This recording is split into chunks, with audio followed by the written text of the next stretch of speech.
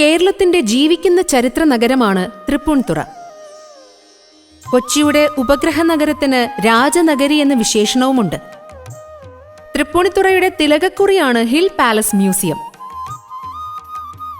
സംസ്ഥാനത്തിന്റെ ആദ്യത്തെ heritage museum കൂടിയാണ് ഹിൽ പാലസ്.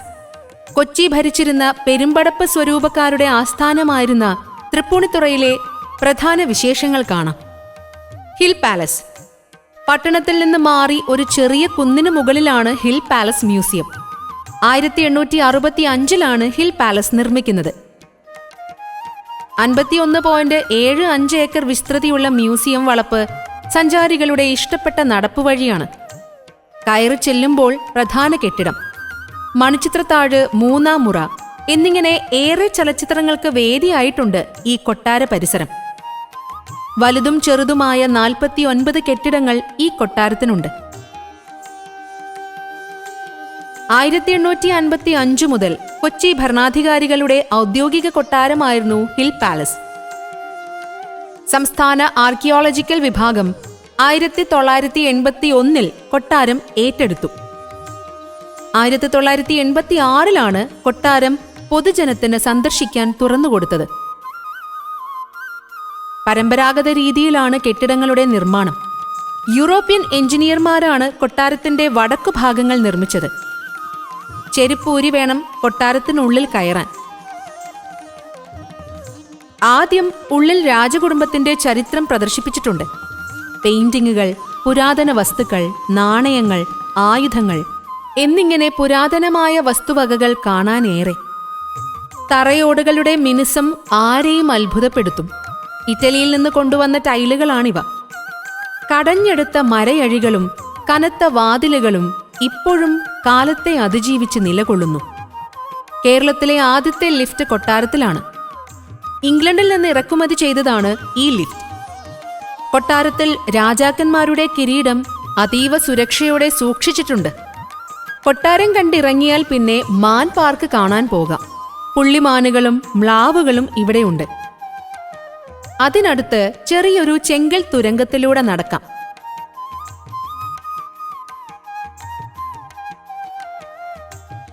ഈ കുളവും പ്രസിദ്ധമാണ്. കുളത്തിലേക്കുള്ള പടവുകളും പല സിനിമകളിലും കണ്ടിട്ടുണ്ടാകും. പൈതൃക കെട്ടിടത്തിന്റെ കൽത്തൂണുകളും നടുമുറ്റവും ഈ വഴിയിലാണ്. സകുടുംബം യാത്ര ചെയ്യുമ്പോൾ അതിവിശാലമായ ചുറ്റുപാട് ആസ്വദിക്കാം.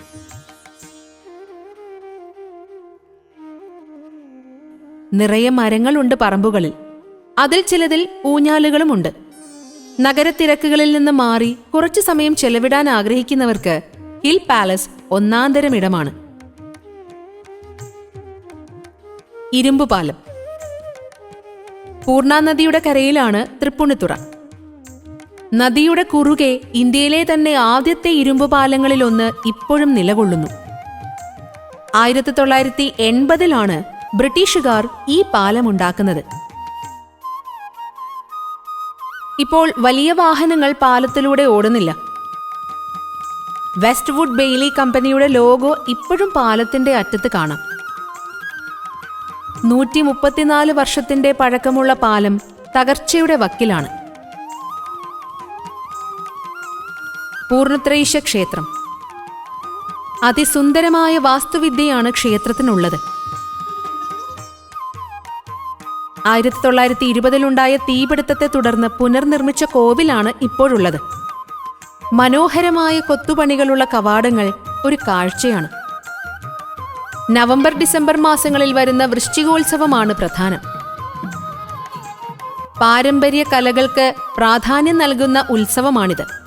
നഗരത്തിലെ സ്റ്റാച്യു ജംഗ്ഷനിൽ നിന്ന് എറണാകുളം റോഡിലാണ് പൂർണ്ണത്രയീശ ക്ഷേത്രം സ്ഥിതി ചെയ്യുന്നത്. മഹാവിഷ്ണുവാണ് പ്രതിഷ്ഠ. ക്ഷേത്രത്തിന് മുന്നിലാണ് 1540 വർഷം പഴക്കമുള്ള ക്ലോക്ക് ടവർ. ഇംഗ്ലണ്ടിലെ ജെ കുക്ക് ആൻഡ് സൺസ് നിർമ്മിച്ചതാണ് ഈ ഗോപുരത്തിലെ ക്ലോക്ക്. ഇവിടെ നിന്ന് ഓരോ മണിക്കൂറിലും മുഴങ്ങുന്ന മണിയൊച്ച ഹിൽ പാലസിൽ കേൾക്കുമായിരുന്നു എന്ന് പറയപ്പെടുന്നു. മണി മുഴങ്ങുമ്പോൾ ക്ലോക്കിന് താഴെയുള്ള പട്ടാള പ്രതിമ സല്യൂട്ട് ചെയ്യുന്നതും കൗതുകമായിരുന്നു. ഇന്ന് ക്ലോക്ക് പഴയ രീതിയിൽ പ്രവർത്തിക്കുന്നില്ല. എങ്കിലും നഗരത്തിരക്കിന് കാതോർത്ത് ഈ മണിഗോപുരം നിലകൊള്ളുന്നു.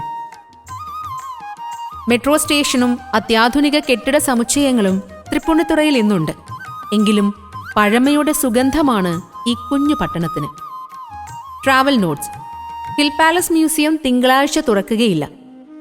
ഡിജിറ്റൽ പേയ്മെന്റ് സൗകര്യമില്ല. ടിക്കറ്റ് എടുക്കാൻ കയ്യിൽ കാശ് തന്നെ കരുതുക. മറ്റ് ദിവസങ്ങളിൽ സന്ദർശന സമയം രാവിലെ 9 മുതൽ 12:30 വരെ, ഉച്ചയ്ക്ക് 2 മണി മുതൽ വൈകിട്ട് 4:30 വരെ. ചെരുപ്പ് പുറത്തു വച്ചു വേണം ഉള്ളിൽ കയറാൻ. കൊട്ടാരത്തിനുൾവശത്ത് വീഡിയോ പകർത്താൻ അനുമതിയില്ല.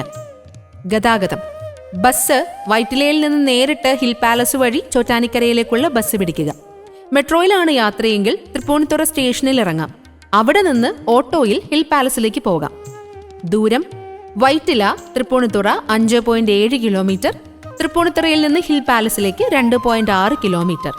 ഹിൽ പാലസ് പൂർണ്ണത്രയീശ ക്ഷേത്രം 3.3 കിലോമീറ്റർ.